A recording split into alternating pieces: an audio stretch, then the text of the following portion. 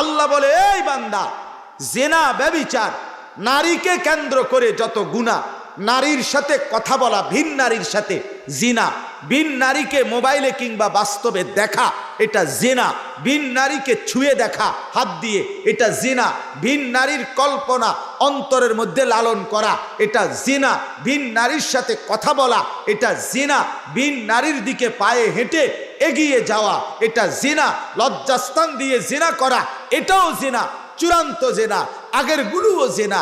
আল্লাহ বলে, বান্দা, কোন জিনার কাছে যেও না। ওয়াসা সাবিলা, একে তো এটা অশ্লীলতা, দ্বিতীয়ত এটা মন্দ পথ, এটা ভুল পথ, এটা মন্দ রাস্তা। এই বান্দা, ভুল পথে হেঁটো না, ভুল পথে হেঁটো না। এই জন্য বন্ধু আমার, দোস্ত আমার, আমি অনুরোধ করলাম, বাবার আপনাদেরকেও বলি, আপনার জিন্দেগির পরিচয় বাবা, স্ত্রী সন্তানের দিনদারি, এটাকেই বলে পুরুষ।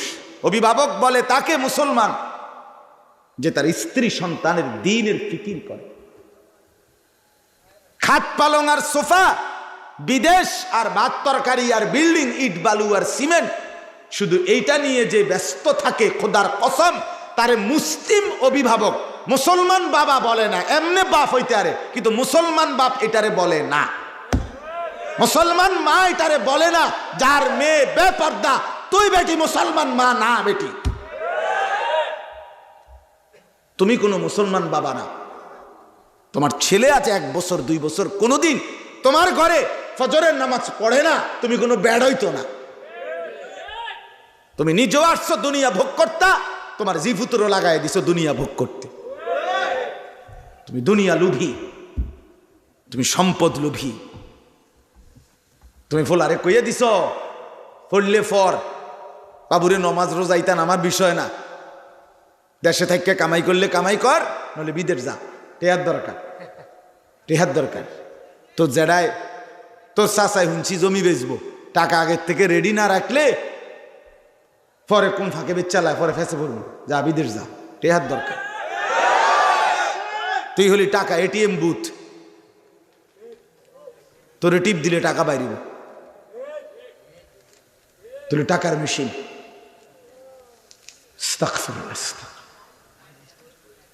নাহলে একজন মুসলমান বাবা এটা মেনে নিবে কেন? ইমাম বুখারী রহমতুল্লাহ আলাই, বুখারী শরীফের নাম আপনারা সবাই জানেন। ইমাম বুখারী রহমতুল্লাহ আলাই 8 বছর বয়সে অন্ধ হয়ে গেছিলেন।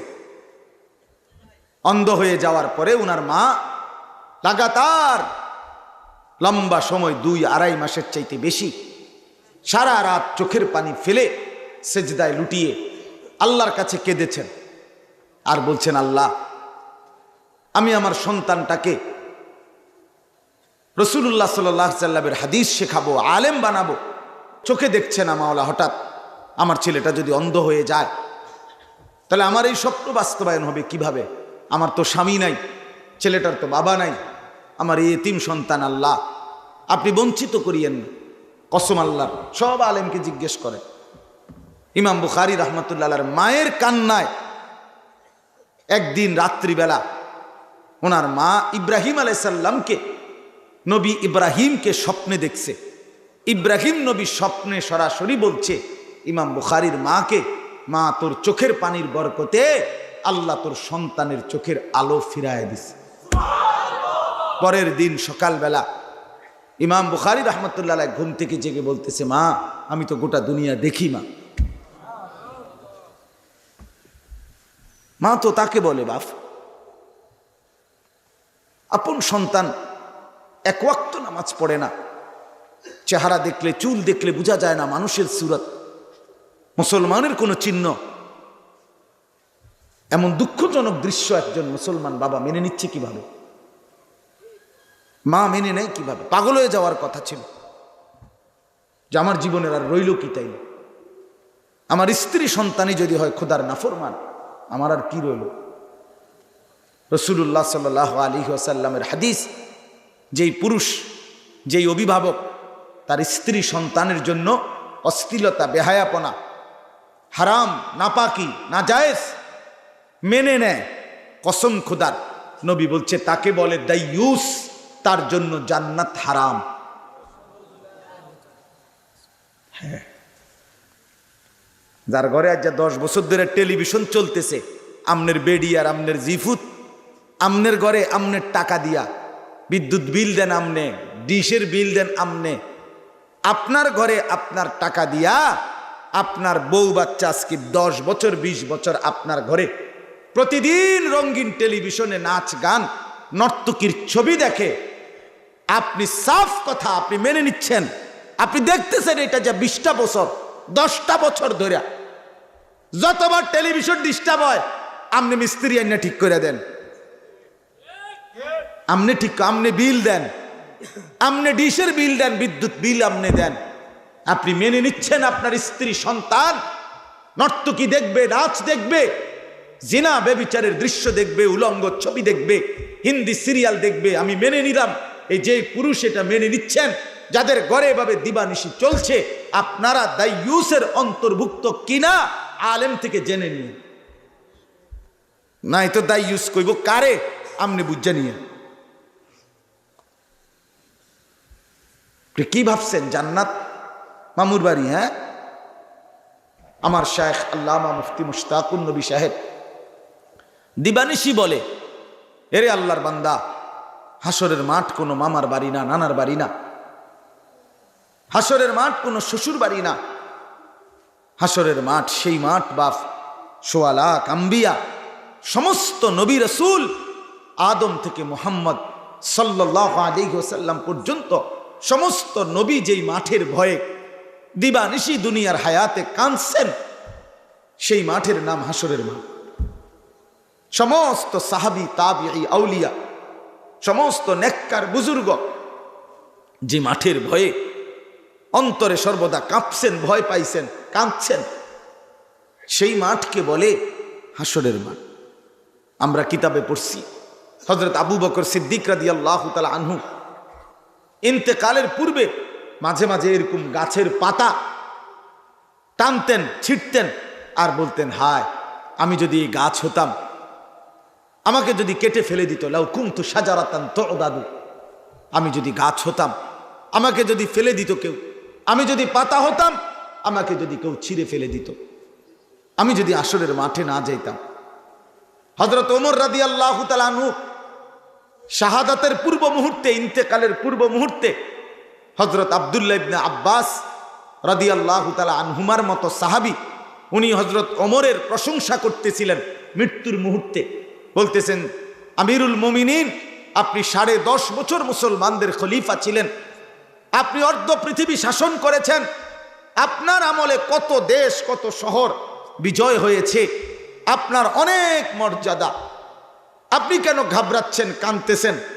কসম আল্লাহর, আমরা কিতাবে পড়ছি হযরত ওমর রাদিয়াল্লাহু তাআলা আনহু বলছে, ইবনে আব্বাস দোয়া করো আমার সারা জিন্দেগীর এই মেহনতের বিনিময়ে আল্লাহ যদি কমপক্ষে আমার গুনাহ এবং নেকি বরাবর করেও যদি আমারে ছাইরা দেয়, তাইলেও আমি সন্তুষ্ট। লা আজরা ওয়ালা গিজরা, হিসাবের মধ্যে যেন এত দূর হয় যে আর নেকিও নাই, তবে আর গুনাহও নাই, কমপক্ষে যদি এত দূর হয় আমার সারবে। ওমরের মতো সাহাবী বলছেন, বাপ আখিরাতটাকে খামখেয়ালি মনে করছেন আপনারা মুরব্বীরা, আপনারা চা দোকানে জিন্দেগি শেষ করে দিচ্ছে, কি ভাবছেন আসলে আখিরাত? আমি বুঝি না। 60 বছরের বুড়া মানুষ এখনো বিড়ি সিগারেট খায়, আরে এই চাচা আখিরাত কি বুঝলা যে এতটা বছরে? 60 বছরের বুড়া মানুষ এখনো চা দোকানে বসে রঙিন টেলিভিশনে নাচ গান দেখে। আহা চাচা, আপনি কি বুঝলেন চাচা? আজকে এতদিনও আপনি আখিরাত বুঝলেন না? আজকে এত বছর পরেও কবরের ভয় আসলো না? আহা মুসলমান, আর আসবে কোন দিন? আর কে বললে, আর কখন বললে আল্লাহর কোরআনের চাইতে দামি আর কোন কথা বললে আমরা বুঝতাম?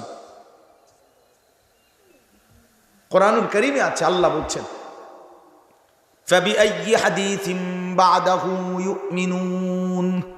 এই যে আল্লাহ বলছে, বান্দা বলো তো এর চাইতে, এটা এই কোরআনকে বলছে আল্লাহ বলছে, আমার বান্দা বলো তো এই কোরআনকে বাদ দিয়ে এটার পরে আর কি বললে, কোন কথাটা বললে ইউমিনুন, তোমরা ঈমান আনতা বান্দা, আমারে বলো না,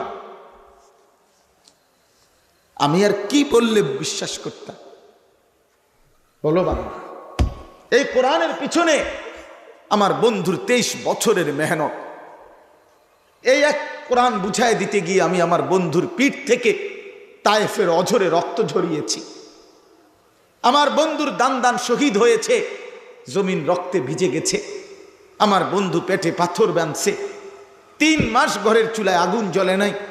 আমার বন্ধুর চোখের সামনে তার সাহাবীদের লাশ, যুদ্ধের ময়দানে শাহাদাতের লাশ তরফাইছে, রক্তে ভাইসা গেছে। বন্ধু আমার নিজের চোখে দেখছে। এত কষ্ট, এত ত্যাগ, এত তিতিক্ষা, এত কোরবানির বিনিময়ে আমি আল্লাহ তাআলা আর কি বললে বান্দা বিশ্বাস করতাম? আর কিভাবে বললে বলেন? রাত গভীরে বলেন। আমার এতগুলো কথার অর্থ এটাই, আপনার দিলে শুধু একটু বিবেক জাগানো, একটু নড়ে ওঠেন। এই বাপ, একটু নড়ে ওঠেন, নিজের দিলকে একটাবার প্রশ্ন করেন, আসলে কেন বিড়ি খাচ্ছেন? কেন চা দোকানে নাচ গান দেখেন? ও বাপ, কেন দাড়ি কাটেন? কেন? কারে সুন্দর দেখানোর জন্য? দাড়ি কাটা চেহারা সুন্দর না বাপ।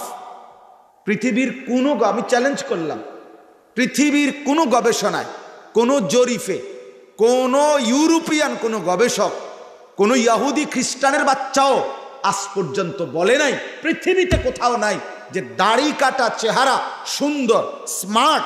এটা কোন যুক্তিতে, কি কারণে, কোন প্রেক্ষাপটে আমি এটা দেখতে চাই। কারো কাছে যদি থাকে এটার কোনো দলিল নির্ভরযোগ্য যে এই পয়েন্টে আইসা, এই যুক্তিতে আইসা দাড়িওয়ালা সারার চাইতে শেভ চেহারা সুন্দর, আপনি এটার একটা যুক্তি দেখান, আমি কানে ধরে উদ্বাস করবো, নেবে না, কানে ধরে বটনি লাগামবে না। বলেন,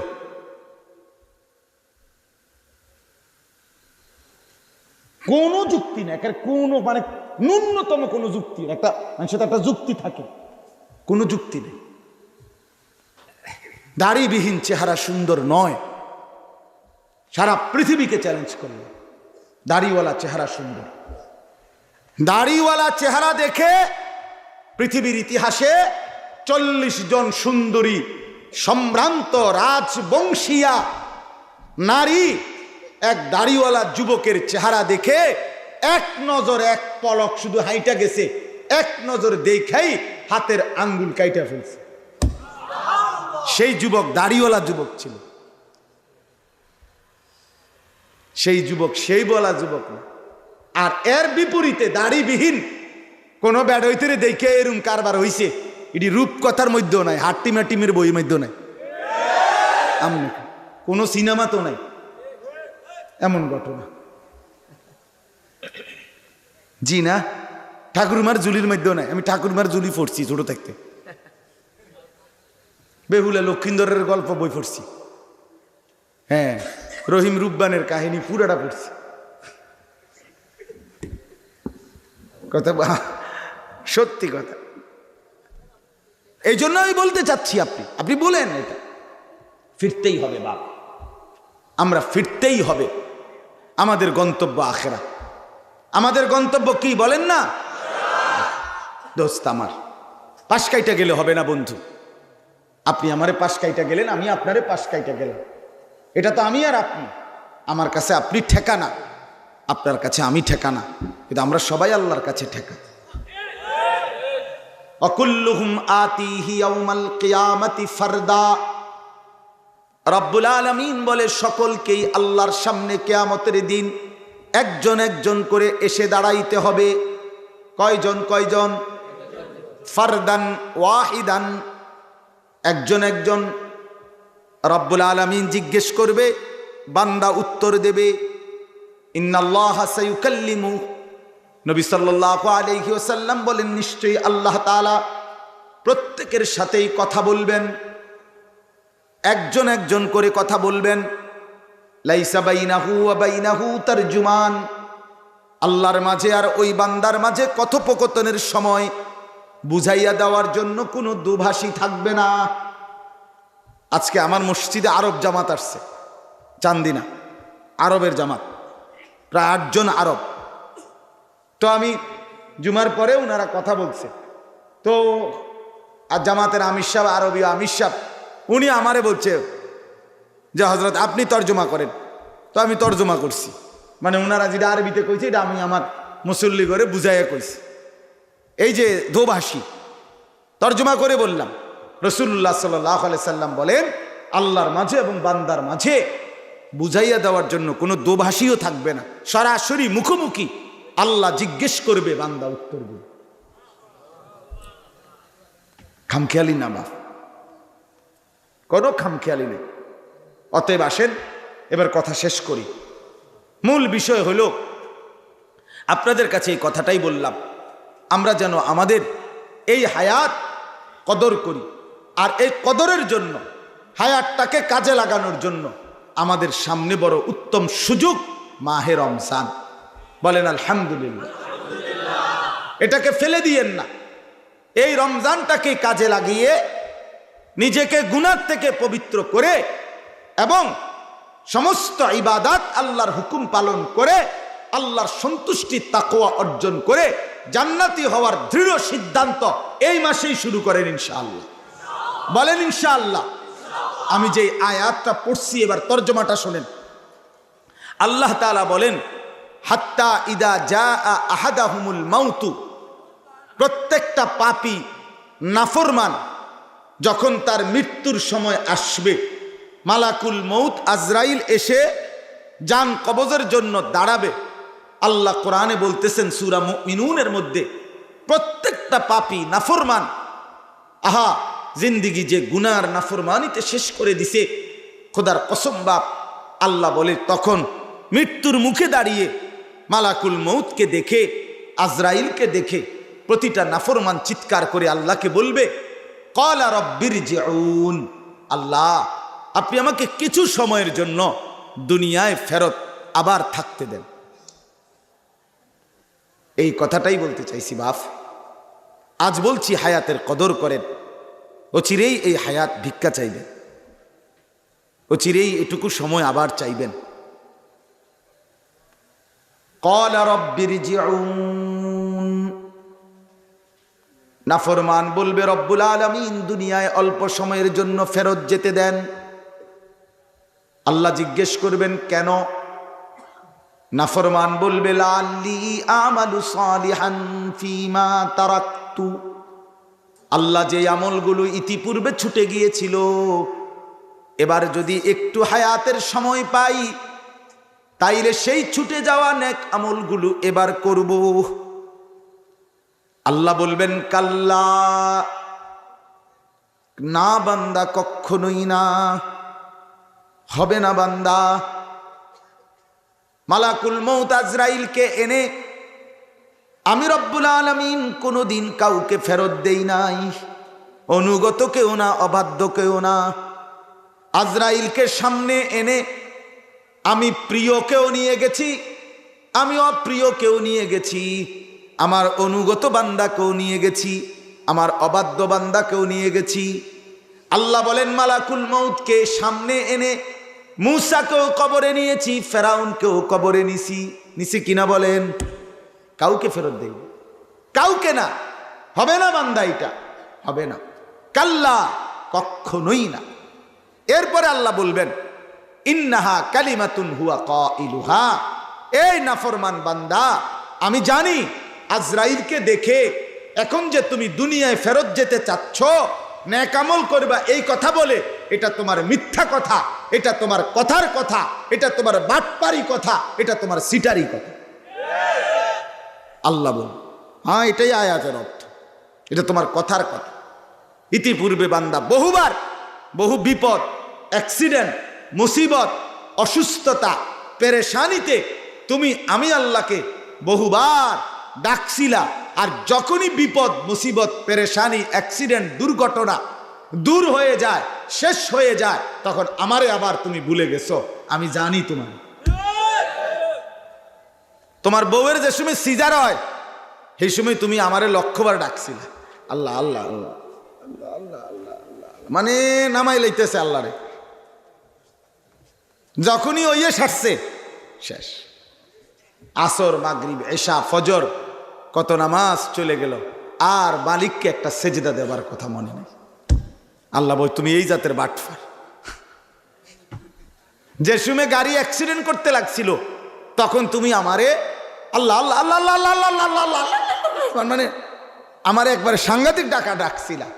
যখনই আমি বাঁচাইয়া দিলাম, অ্যাক্সিডেন্ট থেকে মুক্ত করে দিলাম, তখনই তুমি আমাকে ভুলে ড্রাইভারের প্রশংসায় লেগে গেছো। এবার ড্রাইভার, তে একটা ড্রাইভার রে, ড্রাইভার, জাত ড্রাইভার। জেনতেন কোন ড্রাইভার হইলে এত মারাত্মক অ্যাক্সিডেন্ট থেকে বাঁচার কথা না। জাত ড্রাইভার, একটা ড্রাইভার, তার 14 গোষ্ঠী ড্রাইভার, তার আর পুরা ফ্যামিলি ড্রাইভার। তারা মারফেটের থেকে গাড়ি চালাতে চালাতে আইছে, মানে এত গুণ এবার হেতের। তার 14 গোষ্ঠী ড্রাইভার হয়ে গেছে এবার, মানে এবার সমস্ত গুণ কার? এতক্ষণ ডাকছিল কাকে? আল্লাহ বলে তুমি এই জাতের সিটার, তোমার আমি চিনি। ওয়ামিন ওয়ারাইহিম বারযাখুন ইলা ইয়াউমি ইউবআসুন। এরপরে আল্লাহ তাআলা বলেন, অতএব বান্দা নাফরমান, কাজে কোনো কথা নাই, দুনিয়া আর ফিরবে না, ওয়ান ওয়ে রোড, একমুখী রাস্তা।